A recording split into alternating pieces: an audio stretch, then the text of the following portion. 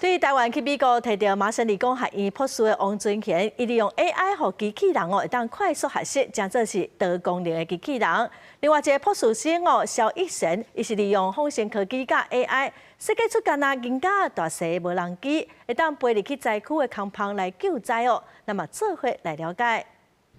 波士顿是美国东华科技大城，伫遮哈佛大学、麻省理工学院、MIT 等百年学府，搁一直提供真侪科技人才。甲美西重视软体研究无共，伫美国东华的波士顿，正为 MIT 出发，栽培学生发展会当互 AI 顶档的硬体技术。飞起来，选用特殊的点样器材，才能翕到这是 MIT 软体甲微型机器人实验室的成果。寸草甲一个金架差不偌济，所以伫建筑物倒去的空棚内底救一条人命。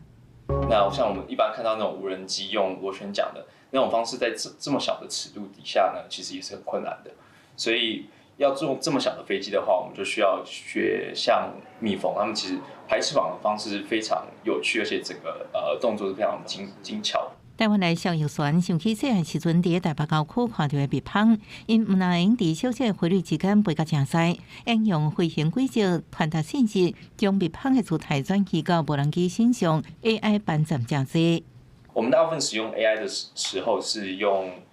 就是去看它的位置，还有看它的姿态，这几个是主要我们的去采的数据，还有我们给出去那个肌肉震动的大小，用这些数据就可以去训练新的模型，让它去可以控制我们的无人机。导入 AI 和小小机器人发挥大力量，伫 MIT 高度竞争的环境内底，人数真少的台湾研究者厉害到互人学到。为去年到今年，咱台湾人伫 MIT 的国际学生内底，敢若占2%。不过，伫上抢市的机器人研究，咱台湾的少年人是真出色。今年6月，摕到电脑科学甲人工智慧博士的王尊贤，为台中来的爱拍电动，好奇虚拟世界进步是不是能透过 AI 伫现实世界颠倒起来？想象人在把手伸到这个地，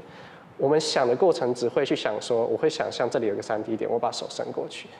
我们有一点完全是下意识在做的事情，是这些所有肌肉操控，然后这些东西就是你在 robot 上是要实现的。人注意无到的每一步，王尊贤交互 AI 大脑，以后 AI 有大量数据，形成真一种定式来驱动机器人。有 AI 机器人无过限制一项任务，为设备回收到实际操作，拢用七手包办。啊，不过要开发出这种模型，背后爱用真侪心力。我感觉大家可能对于自己喜欢的东西，是很愿意投入极大量的时间。就我们不觉得我们正在被抄，但是从客观的角度来讲，那我们就是可以一直疯狂投入很多时间在研究上。那这个肯定会让你的研究进展会比较快。台湾学生用热情善用 AI， 伫波士顿的机器人研究领域，互大家拢看到。公司国际记者帮主持美国报道。